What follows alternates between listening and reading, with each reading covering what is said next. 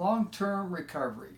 How and why do some people seem to maintain their recovery for not just months and years, but even decades, counting their recovery in multiple decades? Welcome back to more tough questions about addiction. My name's Joe Herzanek. Last week we talked about the intervention process, and I mentioned that we would have a special guest for this particular program this week, which is September 21st. And that special guest is me. I'll tell you why that is in just a second. But today's marks a milestone in my own journey of recovery. September 21st, 1977 was when I began this journey. And today is September 21st, 2017. So today marks 40 years of sobriety. Total abstinence from all alcohol and drugs. And when I say all alcohol and drugs, I mean all alcohol. There's absolutely no need for alcohol in anybody's life. I mean, in my life, it's okay for some. But when I say no drugs, obviously I've had some surgeries over the years. I've had dental implants and neck surgery, so I had to take some medication for those particular surgeries. But taking drugs for the express purpose of getting high or to escape reality, I've got 40 years of abstinence from that process, and I'm glad I do.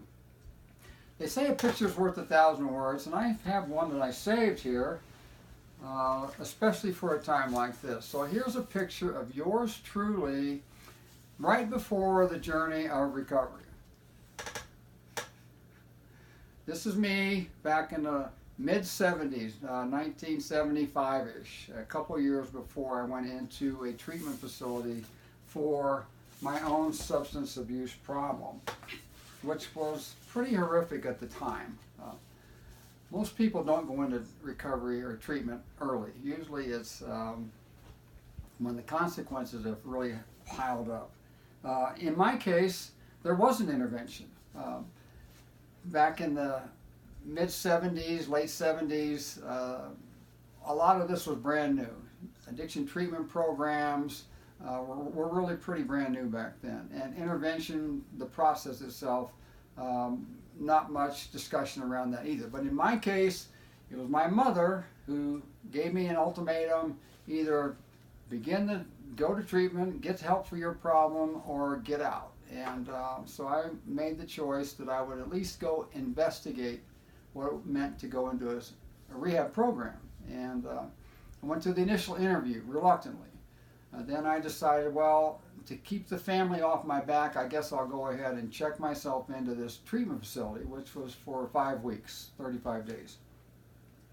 I went through that treatment facility, and one of the things they recommended when you leave was to follow up your treatment with some support groups, 12-step groups.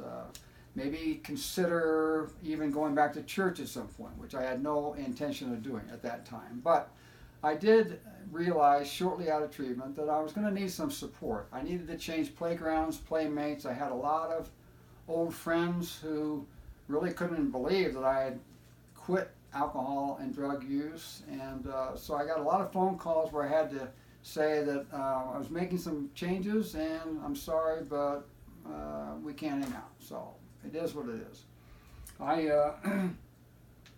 I started like most people. I was in some form of denial, really didn't want to quit, really didn't even think about quitting. I never even heard of 12-step programs in 1977. They've been around a long time, but it was brand new information to me.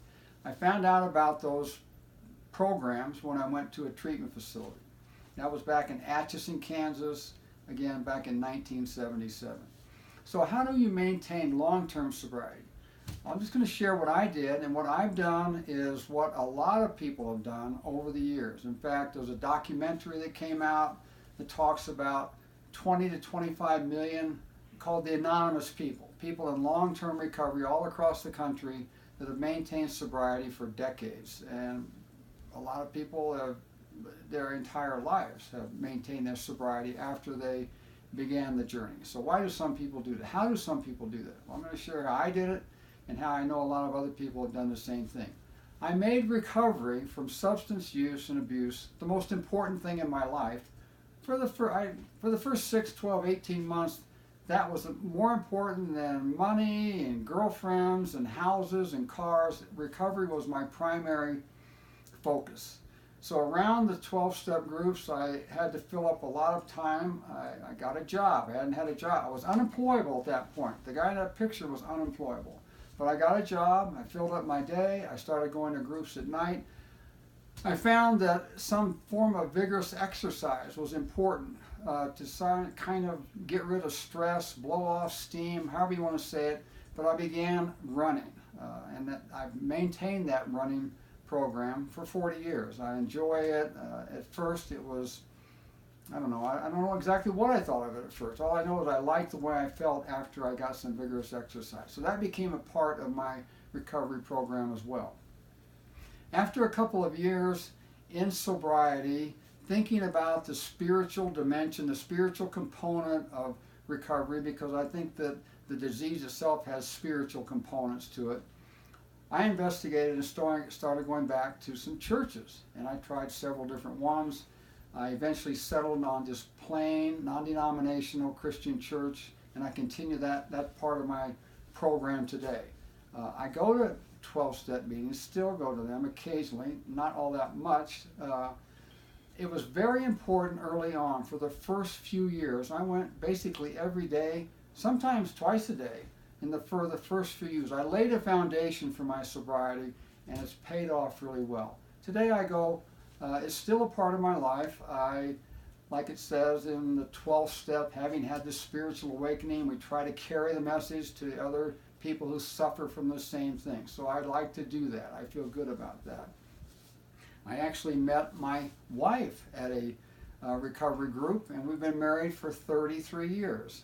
We have 2 adult children. Both of them went through college. We've got a good life. I found that living life, alcohol and drug-free, was the best thing that ever happened to me. In the very beginning, I was very skeptical. I had no idea what the future might look like. I had no vision for what a life in sobriety might be.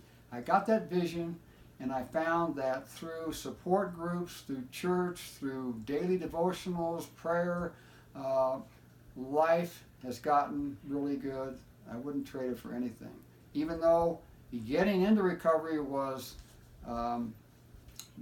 what led up to that was tragic in some ways, the end result was a life that is now a real blessing to me, and I think even helpful to some others as well.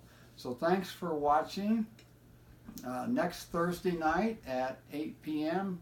Mountain Time, we'll have another More Tough Questions. So thanks for watching this one, and we're going to say goodbye for now.